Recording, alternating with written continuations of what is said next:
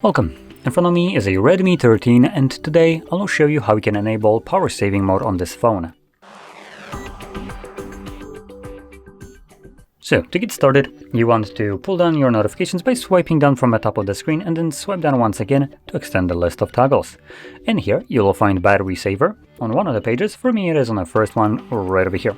Once you see the toggle, you can simply tap on it. This will enable it and also give you a notification right here. Turn off when device is 50% or more, so when you start charging it.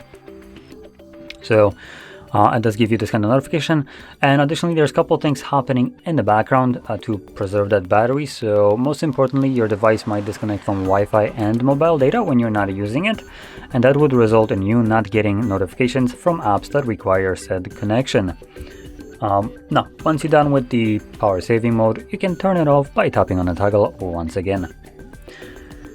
So with that being said, if you found this video helpful, don't forget to hit like, subscribe, and thanks for watching.